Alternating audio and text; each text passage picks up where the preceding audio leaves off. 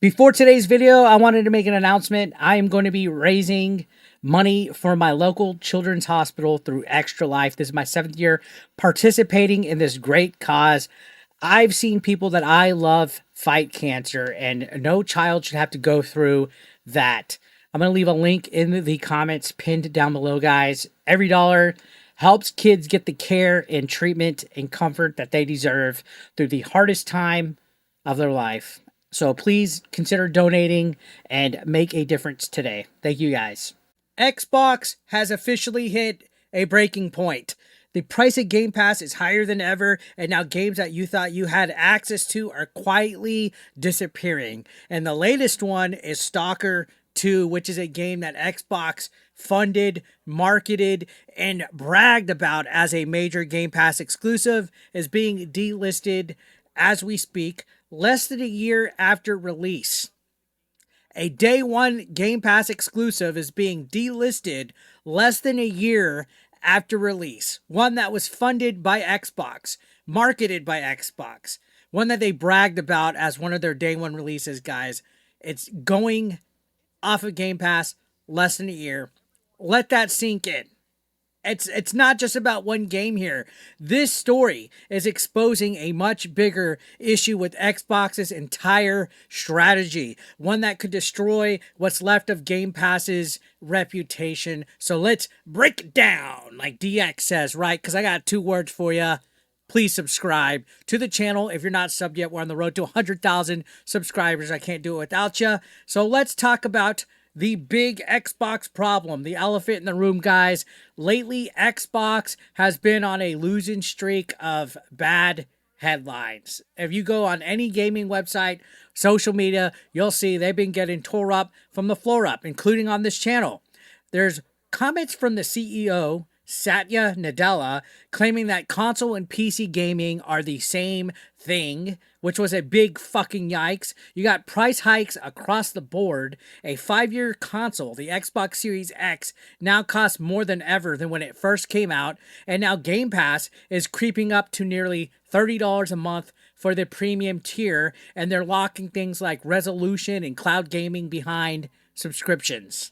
They keep telling you that Game Pass is the best deal in gaming, but how good of a deal is it when the product that you're paying for might disappear overnight? Because that's what's happening.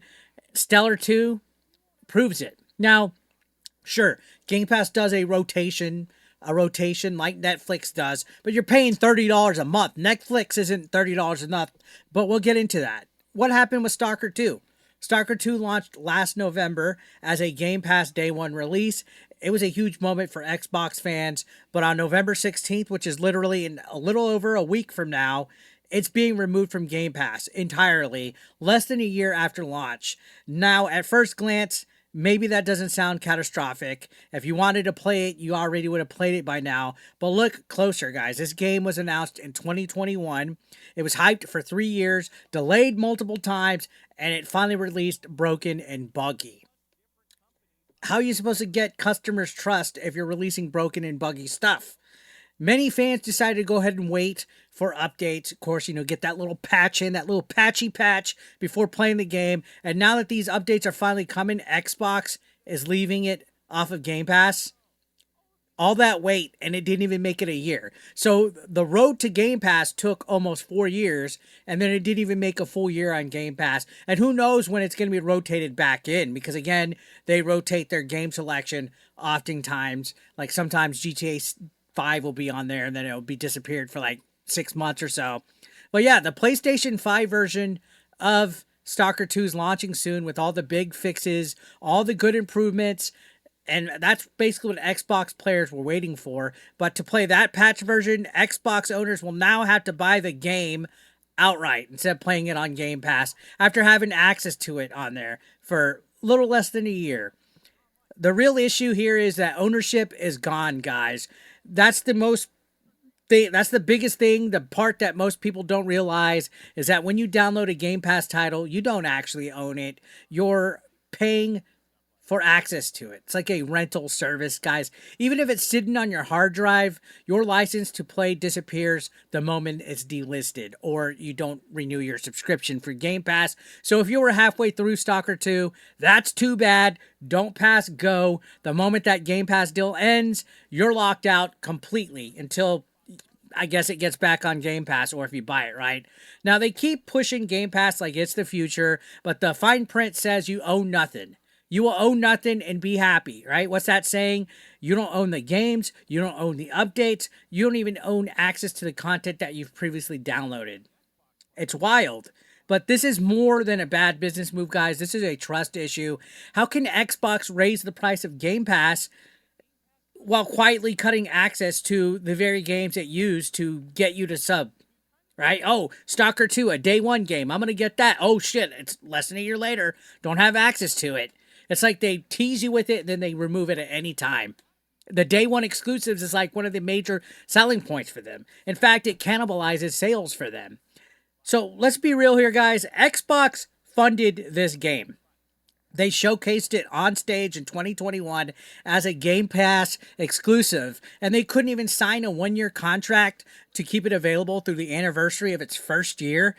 That's sloppy business, guys, and it sends a clear message that even the games Xbox helped make are disposable to them. You would think they would have some kind of like ironclad contract to keep them on there. This isn't just about one deal either, guys. It's about how Xbox treats its whole ecosystem, this whole Game Pass ecosystem that they want. Because if you can't rely on Game Pass to keep the games that you want to play, why should you trust it at all?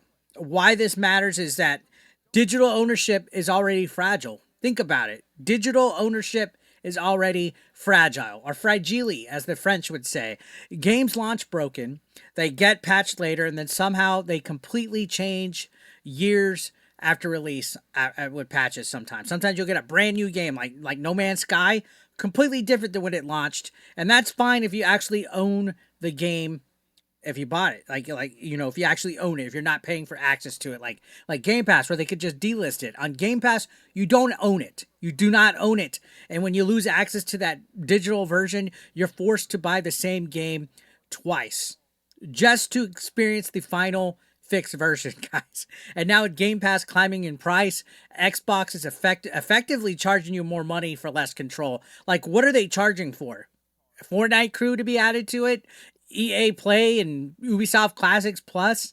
This is exactly what happens when a subscription model becomes the entire ecosystem. They're focused on, oh, this is an Xbox, that's an Xbox. You don't control what's on it. They do. They even control what resolution a game you could be playing in. And when it goes away, your library goes away with it as well, guys. Stalker 2 getting delisted might seem small. Oh, big deal. Games get delisted and rotated all the time, guys. But it's a symptom of a much bigger problem that's growing, especially with Xbox brand, with Team Green. And if Xbox doesn't fix this soon, Game Pass is not just going to lose players, it's going to lose trust entirely. What do you guys think? Should Xbox guarantee longer Game Pass contracts for, I guess, games that they fund themselves, or is this just the new norm in digital gaming? Let me know in the comments down below. I'm going to read them all. If you enjoyed this video, hit that like, and again, subscribe if you haven't. We're on the road to 100K. I'll see you on the next one, guys. Thank you so much for watching. Peace out, sucker.